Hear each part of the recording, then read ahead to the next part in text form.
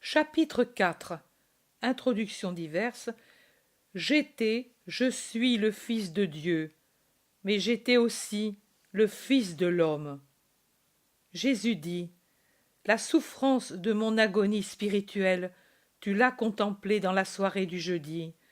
Tu as vu ton Jésus s'affaisser comme un homme frappé mortellement qui sent fuir sa vie à travers les blessures qui lui font perdre son sang, ou comme une créature dominée par un traumatisme psychique au-dessus de ses forces.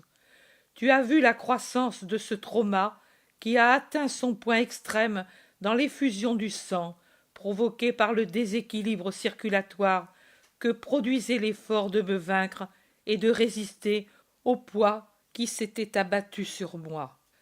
J'étais, je suis le Fils du Dieu Très-Haut, mais j'étais aussi le Fils de l'homme. Je veux que, de ces pages, se dégage nettement cette double nature, pareillement totale et parfaite. De ma divinité fait foi ma parole, qui a des accents que seul un Dieu peut avoir. De mon humanité, les besoins, les passions, les souffrances que je vous présente, et que je souffris dans ma chair d'homme véritable, et que je vous propose comme modèle de votre humanité, de même que je vous instruis l'esprit par ma doctrine de vrai Dieu. Au cours des siècles, aussi bien ma très sainte divinité que ma très parfaite humanité, par l'action de désagrégation de votre humanité imparfaite, ont été diminuées, déformées dans leur présentation. Vous avez rendu irréelle mon humanité, vous l'avez rendue inhumaine comme vous avez rendu petite ma figure divine en la niant sur tant de points que vous ne vouliez pas reconnaître ou que vous ne pouviez plus reconnaître avec vos esprits diminués par les corruptions du vice et de l'athéisme, de l'humanisme, du rationalisme. Je viens en cette heure tragique, prodrome de malheurs universels, je viens rafraîchir dans vos esprits ma double figure de Dieu et d'homme, pour que vous la connaissiez telle qu'elle est, pour que vous la reconnaissiez après tant d'obscurantisme dont vous l'avez couverte pour vos esprits, pour que vous l'aimiez et reveniez à elle, et que vous vous sauviez par son intermédiaire. C'est la figure de votre Sauveur, et celui qui la connaîtra et l'aimera sera sauvé. Ces jours-ci, je t'ai fait connaître mes souffrances physiques, elles ont torturé mon humanité. Je t'ai fait connaître mes souffrances morales liées, entrelacées, fondues avec celles de ma mère, comme le sont les lianes inextricables des forêts équatoriales que l'on ne peut séparer pour en couper une seule, mais que l'on doit briser d'un seul coup de hache pour s'ouvrir un passage, en les coupant toutes ensemble, ou encore, comme sont les veines du corps, dont on ne peut priver une seule de sang, parce qu'un seul liquide les emplit. Comme, c'est encore mieux, comme on ne peut empêcher que pour l'enfant qui se forme dans le sein de la mère, qu'entre la mort, si la mère meurt, car c'est la vie, la chaleur, la nourriture, le sang de la mère qui, par un rythme accordé avec le mouvement du cœur maternel, pénètre à travers les membranes internes jusqu'à l'enfant qui doit naître pour faire de lui un être vivant. Elle, oh, elle, la mère pure, m'a porté non seulement les 9 mois pendant lesquels une femme porte le fruit de l'homme, mais pendant toute sa vie. Nos cœurs étaient unis par des fibres spirituelles et ont palpité ensemble toujours, et il n'y avait pas une larme maternelle qui ne tombât sans humecter mon cœur de son sel, et il n'y avait pas une seule de mes plaintes intérieures qui ne résonnât en elle pour éveiller sa douleur.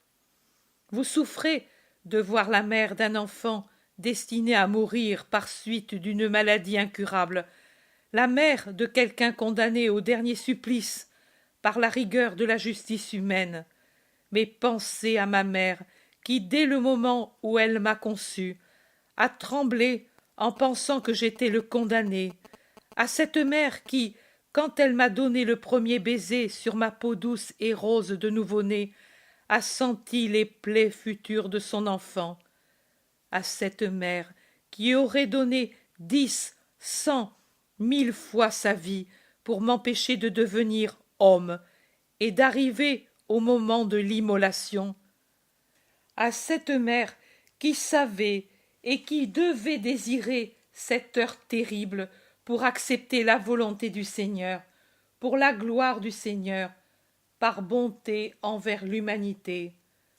Non, il n'y a pas eu d'agonie plus longue et qui ait pris fin en une douleur plus grande que celle de ma mère. Et il n'y a pas eu une douleur plus grande, plus complète que la mienne. J'étais un avec le Père. Il m'avait de toute éternité aimé comme Dieu seul peut aimer. Il s'était complu en moi et avait trouvé en moi sa divine joie. Et moi, je l'avais aimé comme seul un Dieu peut aimer, et j'avais trouvé dans l'union avec lui ma joie divine. Les ineffables rapports qui lient ab aeterno le Père avec son Fils ne peuvent vous être expliqués, même par ma parole, car si elle est parfaite, votre intelligence ne l'est pas, et vous ne pouvez comprendre et connaître ce qu'est Dieu tant que vous n'êtes pas avec lui dans le ciel. Eh bien, je sentais, comme l'eau qui monte et fait pression contre une digue, croître heure par heure la rigueur de mon Père envers moi, en témoignage contre les hommes bruts qui ne voulaient pas comprendre qui j'étais. Il avait, durant le temps de ma vie publique, ouvert par 3 fois le ciel, au Jourdain, au Tabor et à Jérusalem la veille de la Passion. Mais il l'avait fait pour les hommes, non pour me donner un soulagement à moi. J'étais désormais l'expiateur. Souvent, Maria, Dieu fait connaître aux hommes un de ses serviteurs pour les secouer et les entraîner, par son intermédiaire, vers lui. Mais cela arrive aussi à travers la douleur de ce serviteur. C'est lui-même qui paie personnellement en mangeant le pain amer de la rigueur de Dieu, les réconforts et le salut de ses frères. N'est-ce pas? Les victimes d'expiation connaissent la rigueur de Dieu. Ensuite vient la gloire, mais après que la justice soit apaisée. Ce n'est pas comme pour mon amour qui, à ses victimes, donne ses baisers. Je suis Jésus. Je suis le Rédempteur. Celui qui a souffert et sait, par expérience personnelle, ce que c'est que la douleur d'être regardé avec sévérité par Dieu et d'être abandonné par lui. Et je ne suis jamais sévère, et je n'abandonne jamais. Je consume pareillement, mais dans un incendie d'amour. Plus l'heure de l'expiation approchait, et plus je sentais le Père s'éloigner. Toujours plus séparé du Père, mon humanité se sentait moins soutenue par la divinité de Dieu, et j'en souffrais de toutes les manières. La séparation d'avec Dieu amène avec elle la peur. Elle amène avec elle l'attachement à la vie. Elle amène avec elle la langueur, la lassitude, l'ennui. Plus elle est profonde et plus fortes sont ses conséquences. Quand elle est totale, elle amène au désespoir. Et plus celui qui, par suite d'un décret de Dieu, l'éprouve sans l'avoir mérité, plus il en souffre parce que l'esprit vivant sent la séparation d'avec Dieu comme une chair vivante sans l'amputation d'un membre.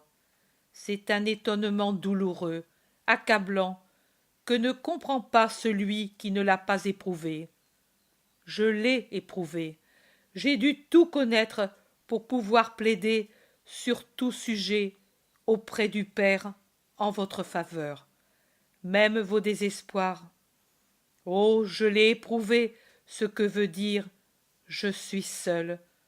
Tous m'ont trahi, abandonné, même le Père, même Dieu ne m'aide plus. Et c'est pour cela que j'opère des prodiges mystérieux de grâce chez les pauvres cœurs que le désespoir accable, et que je demande à mes privilégiés de boire mon calice si amer à l'expérience, pour que ceux qui font naufrage dans la mer du désespoir ne refusent pas la croix que je leur offre comme encre de salut, mais qu'ils s'y accrochent, et que je puisse les amener à la rive bienheureuse où ne vit que la paix.